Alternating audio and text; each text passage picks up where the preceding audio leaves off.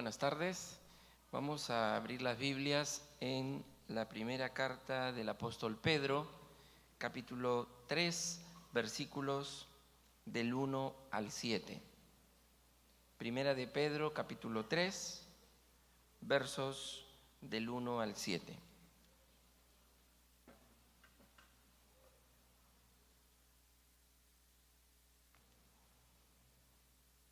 Hoy continuamos con nuestra serie Alcanzando una vida renovada. Y hemos estado siguiendo la primera epístola del apóstol San Pedro. Entonces, hoy nos corresponde pensar en el capítulo 3, en los versículos del 1 al 7. Voy a leerlo, pero antes una advertencia. Y esa es que este texto, sacado de su contexto, este párrafo que vamos a leer, podría ser muy mal interpretado si lo leemos solamente con los lentes del siglo XXI, del día de hoy y de nuestra coyuntura incluso a nivel nacional o mundial. Porque podría parecer que este texto nos lleva a una visión totalmente retrógrada, machista, misógina y todo lo que usted le quiera poner. Así que qué bueno que tengamos la oportunidad de leer este pasaje para poder ver cómo es que esto que se dice aquí tiene cabida en esta época. Así que vamos a leerlo. Sígame por favor en la lectura. Asimismo, vosotras, mujeres, estad sujetas a vuestros maridos, para que también los que no creen a la palabra sean ganados sin palabra por la conducta de sus esposas, considerando vuestra conducta casta y respetuosa. Vuestro atavío no sea el externo, de peinados ostentosos, de adornos de oro o vestidos lujosos, sino el interno, el del corazón, en el incorruptible ornato de un espíritu afable y apacible, que es de grande estima delante de Dios. Porque así también se ataviaban en otro tiempo aquellas santas mujeres que esperaban en Dios, estando sujetas a sus maridos, como Sara obedecía a Abraham, llamándole Señor, de la cual vosotras habéis venido a ser hijas, si hacéis el bien, sin temer ninguna amenaza. Vosotros, maridos, igualmente, vivid con ellas sabiamente, dando honor a la mujer como a vaso más frágil y como a coherederas de la gracia de la vida, para que vuestras oraciones no tengan estorbo. Si bien es cierto, este es un pasaje para una cultura de hace 2000 años aproximadamente, también hay principios que se pueden aplicar para el día de hoy. Pero, ¿qué es lo que está pasando aquí? Pongámonos en contexto en primer lugar. Primero, la semana pasada, nuestro pastor nos compartió la palabra en el capítulo 2, que es el pasaje anterior, capítulo 2, versículos del 11 al 25. Ahí el pasaje tenía que ver con el tema de los siervos o los esclavos que se habían hecho cristianos, y en esta nueva condición la pregunta era, ¿qué íbamos a hacer con los amos? ¿No? Si ya ahora soy cristiano y soy un esclavo, estoy en una sociedad esclavista, entonces la pregunta era para los apóstoles, ¿qué debo hacer? ¿Debo huir? ¿Debo seguir bajo la potestad de este amo? No todos los amos eran iguales. En fin, se respondió esa pregunta. Ahora viene otra pregunta, y es que también se habían entregado a Cristo mujeres y ahora se habían hecho cristianas. Y la pregunta era la siguiente, es ¿qué hacemos ahora? Mi esposo es pagano. Y en la cultura de aquel entonces no se concebía a una esposa que sea de otra religión que no sea la del esposo. Entonces, ¿qué se puede hacer? Era la pregunta de una dama cristiana que acababa de abrazar la fe de Jesús y obviamente tenía inquietudes. ¿Debo seguir con él? ¿Me puede pasar algo por estar con él también? En fin, entonces esas eran las preguntas. Entonces nos ponemos en contexto al ingresar a esta porción. Y debemos decir lo siguiente, que lo que enseña Pedro en este caso, es una enseñanza bastante radical, porque en el mundo en que Pedro vivía, obviamente todos los derechos, el esposo, en la cultura antigua, el esposo tenía derechos absolutos sobre su mujer y la esposa no tenía ningún derecho. Esa era la realidad de la cultura de ese entonces, a la que llega el cristianismo. No es de la cultura actual, pero tenemos que ponernos en el contexto.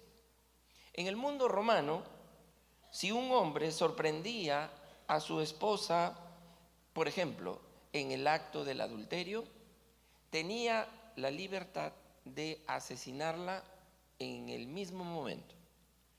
Pero si la esposa descubría en adulterio a su esposo, no podía hacer nada.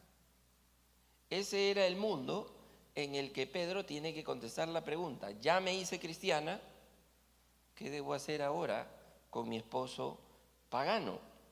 Entonces, y por supuesto, en este mundo, de Pedro, todos los deberes y obligaciones del matrimonio eran puestos sobre los hombros de la esposa. La enseñanza radical de Pedro, y por eso es radical, es que el esposo también tiene deberes y obligaciones. ¿Y por qué lo plantea así Pedro? Lo plantea así porque también habían varones que se habían hecho cristianos y sus esposas no lo eran. Entonces él tiene que dar la indicación a la esposa como al esposo, y entonces viene primero la respuesta que está contenida prácticamente en los primeros 6 versículos, porque la tenía bien complicada la mujer, la situación la tenía bien complicada en aquella época. Y de estos 7 versículos, 6 están dedicados a ver cómo se podría afrontar esta nueva situación. La enseñanza de la sujeción fue especialmente relevante para la mujer cristiana. Pero sujeción no significa, bueno, quédate con tu marido para que él haga lo que quiera contigo, como era la costumbre de la cultura de aquel entonces. Lo que le está diciendo Pedro al decirle sujétate es: no te sueltes de él, sigue con él, mantente con él. Pero es pagano, no es cristiano, sí, pero estás casada con él. Y le da algunas claves, ¿no?, ante las preguntas de las mujeres de aquel entonces. ¿Debería dejar a mi esposo? ¿Debería cambiar mi comportamiento hacia él ahora que soy cristiana? ¿Debería asumir una posición superior ahora que estoy en Cristo? En esta cultura del mundo antiguo era casi imposible pensar que una esposa adoptara pues un credo distinto.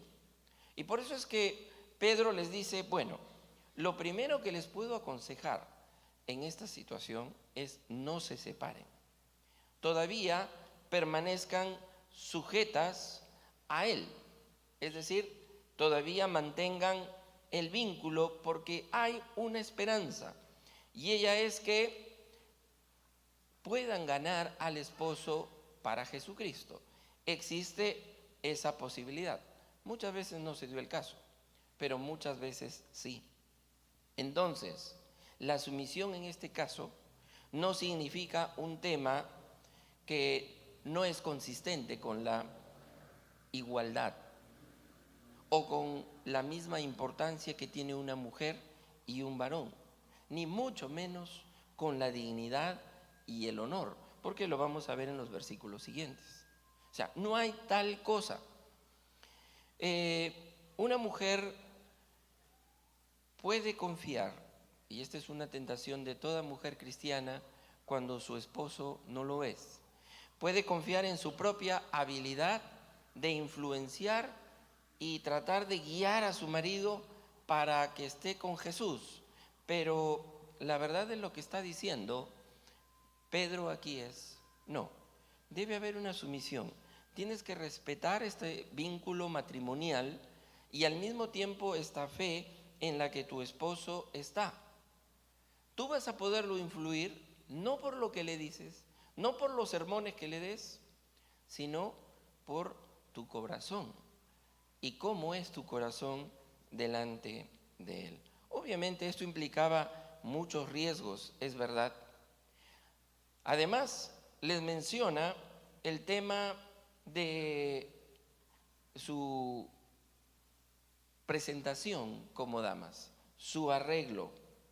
Y esto es complicado hablar con una dama porque lo primero que se ve aquí y se piensa es que hay una prohibición del arreglo personal. Pero nada está más lejos de esa interpretación.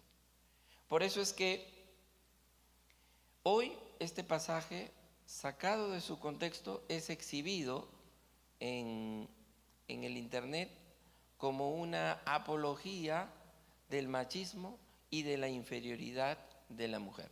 Bueno, lo que tenemos en este texto es exactamente todo lo contrario. Pero obviamente existe la tendencia a presentar las cosas a lectores que pueden pasar inadvertido el contexto. Usted sabe el dicho, que texto que se saca de su contexto es puro pretexto. Y es la verdad, porque puede ser pretexto para decir exactamente lo que no quiso decir el apóstol Pedro.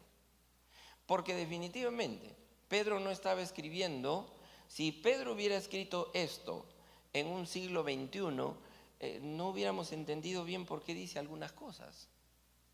Pero no está escribiendo en el contexto del siglo XXI, sino en el contexto del siglo I. Y las cosas eran muy diferentes. Si lo eran para nuestras abuelas, ¿cuánto más para esa época? Entonces, lo que Pedro quiere hacer en este momento es, primero, quiere mirar el corazón del hombre y quiere mirar el corazón de la esposa. Y ver cómo desde allí él puede sacar una enseñanza práctica para poder influenciar. Y hace un análisis de la interioridad de la pareja. Empieza analizando el corazón de la esposa. Y por eso es que en el versículo 2 dice, considerando vuestra conducta casta y respetuosa, considerando vuestra conducta casta y respetuosa. El comportamiento de las mujeres de aquel entonces, en algunos casos, era distinto al que se maneja hoy. Ahora bien, este considerar la conducta nos puede enseñar al siglo XXI un principio muy importante, y es el que muchas damas pueden llegar a decir hoy: ¿seré la mujer que debo ser si tú eres el marido que debe ser? Entonces se pone una suerte de condicional. Pero Pedro dice aquí que la mujer debe recordar que es Dios el que puede cambiar al esposo y que la actitud de la mujer puede influir de alguna manera, pero más por lo que pueda ver que por lo que pueda oír el esposo en su esposa. La mujer es responsable por sí misma, no por su marido. La transformación del marido es tarea de Dios. Entonces, Pedro le está diciendo aquí, en segundo lugar, no solamente considera tu conducta para ganar a tu marido pagano, a Cristo, sino considera tu verdadera belleza. Qué delicadeza de entender todos estos elementos en la vida de una mujer. Pedro no está prohibiendo el arreglo personal. Por favor, no vayan a entenderlo así. Simplemente quiere poner las cosas en el trasfondo y sacar al frente el verdadero carácter de la mujer, la interioridad, que a veces se puede opacar, si vale el término, con el arreglo exterior. Porque lo que realmente Pedro está diciendo, lo que va a atraer a tu esposo a Cristo, es tu carácter interno y no tus adornos, por lo menos para este fin. La belleza externa es temporal, pero la belleza interna no solo se puede mantener, y es como Polistel, aunque pasen los años, la belleza interna, sino que la belleza interna incluso puede mejorar. Entonces, mire, puede haber una curva totalmente distinta a la belleza física que puede, porque todos pasamos por esa situación, hombres y mujeres. Si usted ve una foto de mí hace 20 años y ve la de Brad Pitt, no va a encontrar mucha diferencia, ¿no? Pero los años han pasado definitivamente. Ahora, hay una pregunta de aplicación aquí para toda mujer. Es, ¿de qué dependes para sentirte bella? ¿De qué dependes para sentirte bella? Y lo que está diciendo Pedro en este tipo de cultura y con esas costumbres no es otra cosa que la belleza con la que lo vas a impresionar es con ese carácter verdaderamente cristiano. Lo vas a impactar, lo vas a derretir, porque él está acostumbrado a un tipo de carácter de mujer, pero esto es distinto. Es más, usa la frase en el pasaje que hemos leído, dice que esa belleza es un incorruptible ornato, y es el ornato de un espíritu afable y apacible. Una belleza interior, una belleza piadosa. Esto significa que no decae, que no envejece con la edad, sino que es belleza incorruptible, que mejora con la edad. Mire usted. Y por lo tanto es de mucho más valor que la otra belleza. Espíritu afable, apacible, que es de grande estima delante de Dios. Entonces, así es, en esos términos está describiendo el apóstol Pedro la forma, la misión evangelística de una mujer que se acababa de hacer cristiana y que tenía un marido pagano. Así que la tercera y última cosa que le dice a las damas es: consideren el respeto. ¿Qué nos revela esto en este tiempo? Mire usted lo que dice los versículos 5 y 6. Dice: porque así también se ataviaban en otro tiempo aquellas santas mujeres que esperaban en Dios estando sujetas a sus maridos, como Sara obedecía a Abraham, llamándole Señor, de la cual vosotras habéis venido a ser hijas, si hacéis el bien sin temer ninguna amenaza. Mire, ¿cómo han cambiado los tiempos? Para nosotros la cultura de Pedro es muy antigua, pero para Pedro la cultura de Abraham y de Sara era mucho más antigua. Y dice que Sara le decía a su esposo, le decía mi Señor. ¿Cómo han cambiado los tiempos? Yo a mi esposa Patti le digo mi señora. Han cambiado definitivamente los tiempos. Y en definitiva es que no estamos en la cultura de Abraham, tampoco estamos en la cultura de Pedro, pero hay un principio aquí.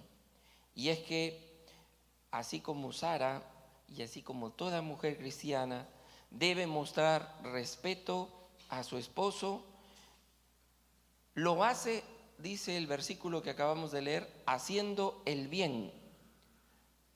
Y esto no tiene nada que ver con rendirse a la autoridad de un tirano. Se trata de hacer el bien. Es aferrarse de manera activa a la voluntad de Dios, demostrando confianza de que Él puede cambiar al varón en este caso. Si hacéis el bien, dice, sin temer ninguna amenaza. Es decir, aquí no hay espacio para el miedo o el terror. No se estaba justificando eso.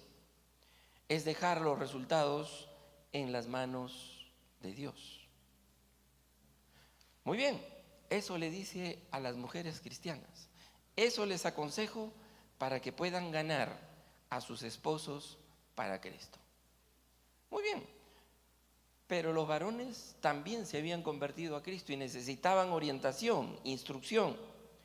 Y por eso es que Pedro ahora posa su lente sobre el corazón del esposo.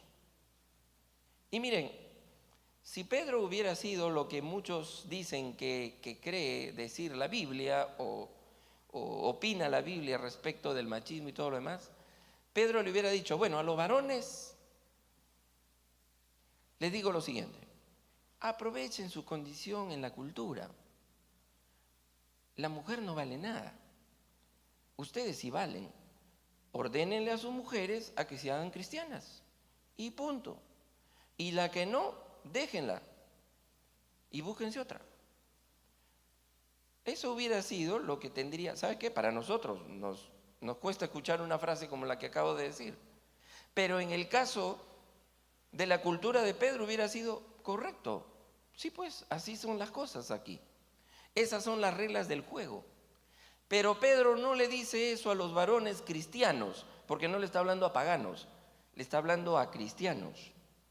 Y les dice más bien, vosotros maridos, versículo 7, vivid con ellas sabiamente, dando honor a la mujer como a vaso más frágil y como a coherederas de la gracia de la vida, para que vuestras oraciones no tengan estorbo. Maridos, si queréis ganar a vuestras esposas para Cristo, sed fieles en hacer el bien, es lo que les está diciendo. Entonces, mire usted, ahora, hay tantas cosas aquí que para el siglo I eran lecciones que nosotros no las sentimos como tales, pero déjeme desglosar y desmenuzar un poquito este texto. El versículo 7 empieza diciendo, vosotros maridos igualmente vivid con ellas.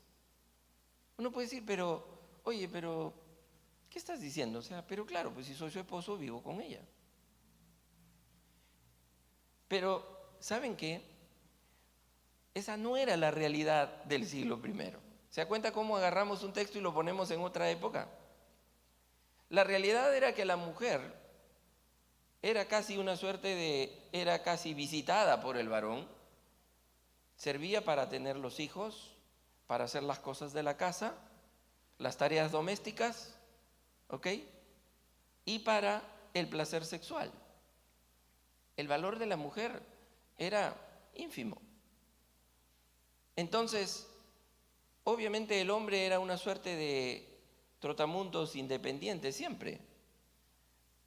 Pero Pedro le dice a los antes paganos y ahora hechos cristianos, vivan con ellas. Eso que para nosotros puede ser natural, porque ¿con quién vamos a vivir? Pues se supone que vivimos con la esposa. Pero les dice, vivan con ellas. Y el problema es que en la cultura actual, muchos esposos entre comillas, viven con su esposa, pero no viven con ellas.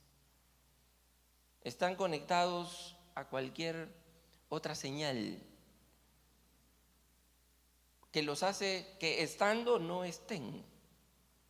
Y él les dice, en primer lugar, lo básico, lo obvio, vivan con ellas. El marido debe conocer profundamente el corazón de su mujer, y eso implica ser compañero.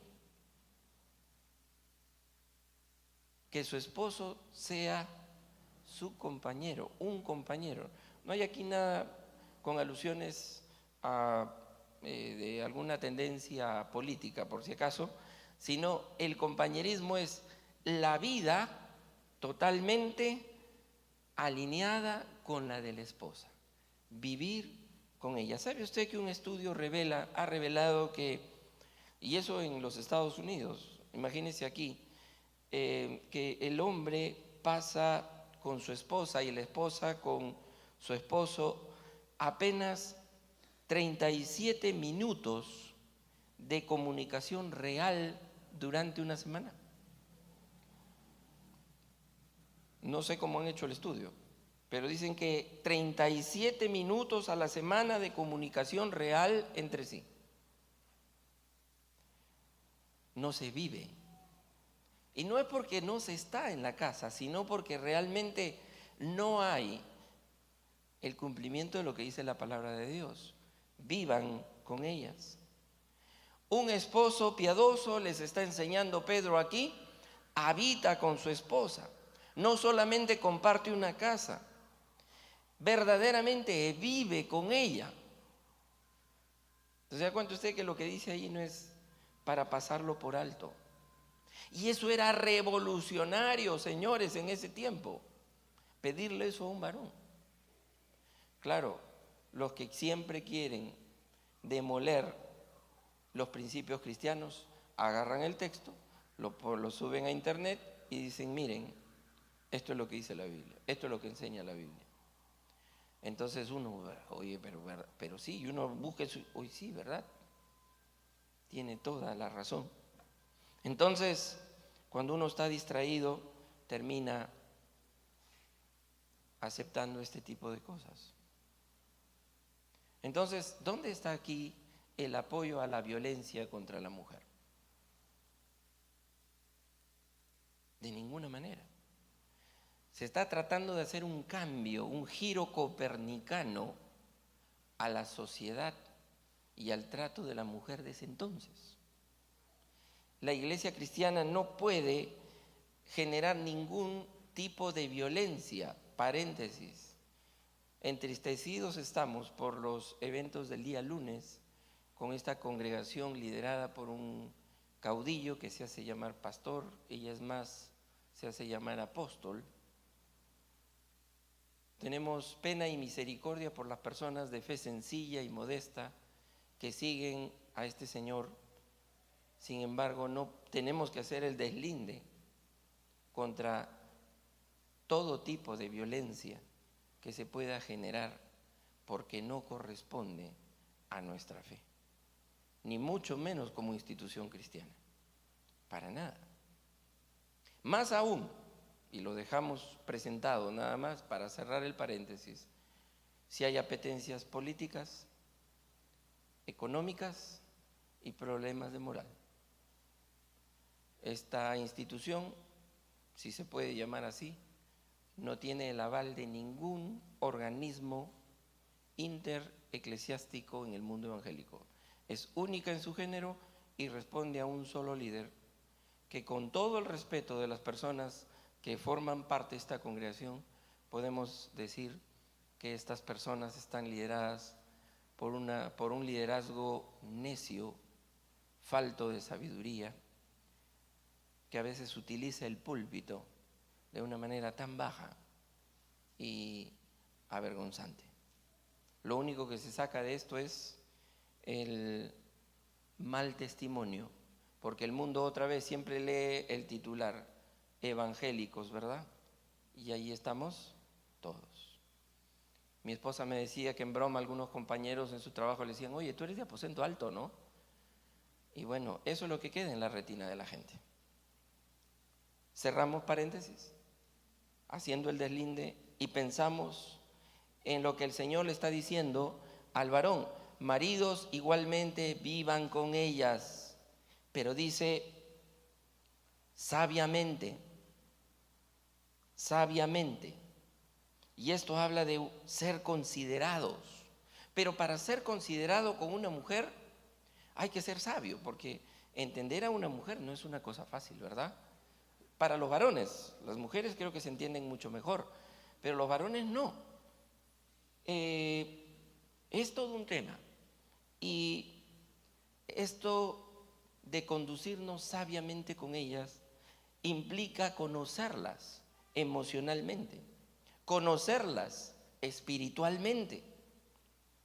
Debemos discernir sus preocupaciones, debemos discernir sus temores,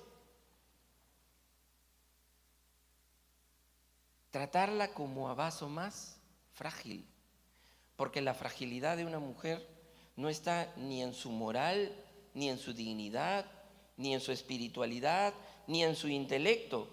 Solo quiere decir que la mujer tiene menos fuerza física. Y así tu esposa sea cinturón negro, va a esperar que tú la protejas. Y tú no tienes ni cinturón porque ya, bueno, como a vaso más frágil. Entonces, el esposo debe de tratar a su esposa así, como un vaso valioso, hermoso, frágil, en el que hay un precioso tesoro que Dios nos ha permitido tener, como a vaso más frágil, porque está bajo nuestra protección, porque así lo ha diseñado Dios. Punto. ¿Se da cuenta cuánto nos enseña este pasaje? No tiene nada que ver con quienes están haciendo detracción del mensaje. Lo que está diciendo es, ¿sabes qué? Tú aquí, al decirte, condúcete sabiamente, me está poniendo una responsabilidad intelectual. Para poder ser comprensivo con ellas, yo o con ella, el hombre tiene que ser un hombre y una mujer que primero tengan que estar casados, segundo lugar, que vivan juntos y que se conozcan el uno al otro. Y eso es todo un tema, porque la ignorancia del cónyuge es peligrosa en cualquier aspecto de la vida, pero es especialmente peligrosa en el matrimonio. El esposo creyente necesita conocer, por ejemplo, los cambios de humor de su esposa, sus sentimientos, sus necesidades, sus temores, sus esperanzas, sus deseos. Necesita escucharle con el corazón y tener con ella una comunicación abierta y elocuente. Así que, ¿cómo puede el esposo hoy mostrar consideración a su esposa? ¿Cómo puedo yo mostrar consideración a mi esposa si no entiendo sus necesidades o sus propios problemas internos? Obviamente este era un mensaje revolucionario. Le estaba diciendo, ahora ustedes tienen que dedicarse a pensar, porque antes no pensaban en la esposa, porque era un objeto. Tienen que conocerla para que puedan vivir con ellas y hacerlas felices, y ustedes ser felices en ese proceso. Así que muchas veces los varones en alguna discusión exclamamos frente a las esposas: nunca supe que sentías de esa manera, yo no sabía que tú... Y eso es confesar que en algún momento he cortado la comunicación, y cuando una esposa siente eso, obviamente ya no se abre al esposo y el esposo pierde, porque empiezan a construirse paredes, muros, cuando lo que Pedro quería construir eran puentes. En último lugar, dice honre a su mujer. ¿Sí o no que este mensaje es revolucionario? Dice el versículo 7, dando honor a la mujer, dando honor a la mujer. Es otra manera de decir, trátala con respeto. Mientras que gracia de la vida aquí en este pasaje es referencia al matrimonio, la esposa es vista como un don, como un regalo de Dios, y es mencionada como coheredera de la gracia. ¿Qué cosa es coheredero? Tenemos la misma categoría delante de Dios. Coheredera de la gracia de la vida. Entonces está mandándolos a respetar a sus compañeras en igualdad de condiciones en el matrimonio. Otra manera de ganarla para Cristo. Mira, lo que Pedro le estaba escribiendo a los cristianos que tenían esposas que todavía no se habían convertido, era, en otras palabras, esto. ¿Saben qué? Estas señoras están acostumbradas a ser tratadas culturalmente de esta forma. Pero ustedes van a hacer que se derritan si es que ustedes las tratan de esta manera. ¿Saben qué? Se van a hacer cristianas en Guam. Porque saben que los maridos culturalmente son de otra manera. Así que no va a haber ningún piropo que sea necesario. Este es el piropo más grande a la que no están acostumbradas ellas. Entonces, y estas no son sugerencias que Pedro hace, sino prácticamente los pone como en términos de mandamiento. Denle honor, asígnenles el lugar que se merecen. ¿Ok? Lo que está diciendo Pedro es, denles lo que se merecen por ese honor. No confundir con darles su merecido.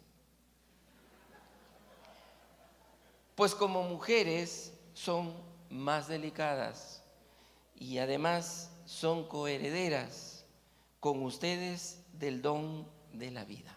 Hónrenlas, hónrenlas. Caballerosidad, caballerosidad. Y eso es una situación que, claro, el concepto de caballero viene desde el medioevo para adelante, ¿verdad? Estoy usando realmente un concepto que no corresponde, pero esa es la actitud del cristiano.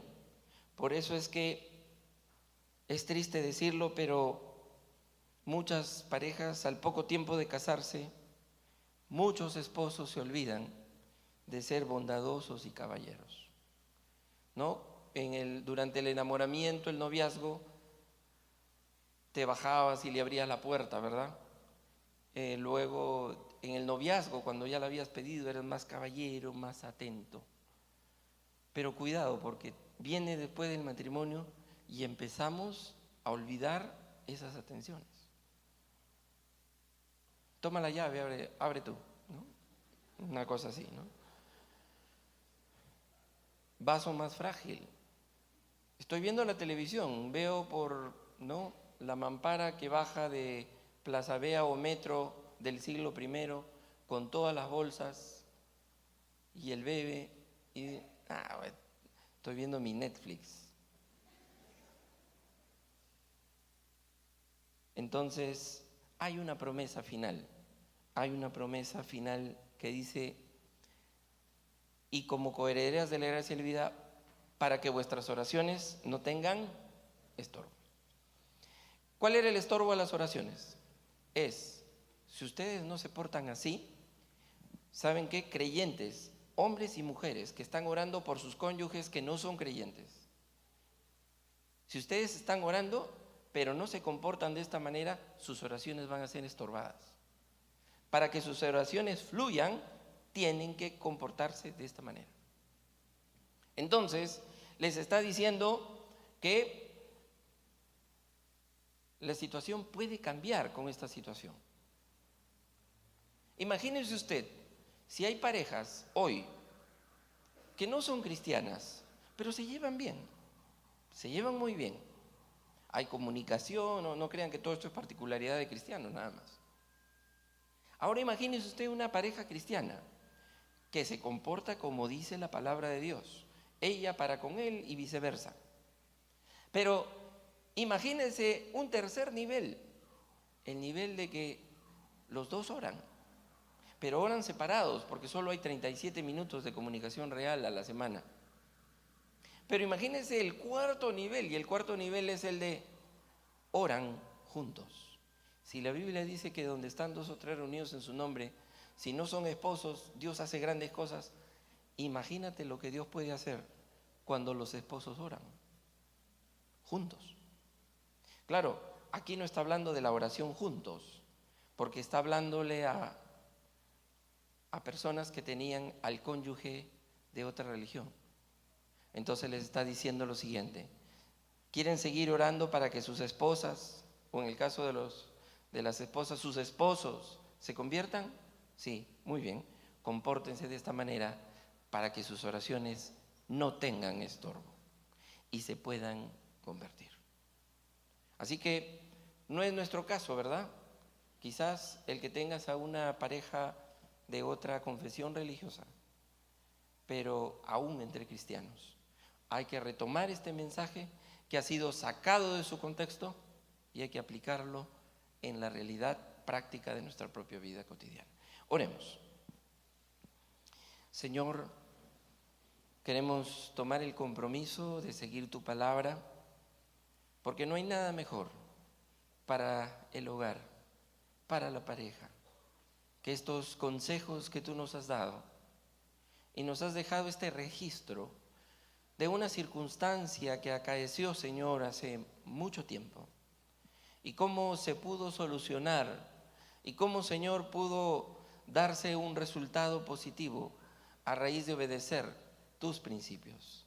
Señor, ayúdanos a nosotros a aplicarlo como corresponde a nuestra realidad actual, en otra cultura, en otro tiempo, en otras circunstancias, pero igual, Señor, sacamos lecciones y nos comprometemos en ello, Señor, y te pedimos perdón a sí mismo por toda actitud que no corresponda a lo que tu palabra ha dicho, Señor, para con nuestro esposo o esposa. Señor, bendice tu palabra en nuestros corazones y sigue hablándonos durante la semana. En el nombre de Jesús. Amén. Este tiempo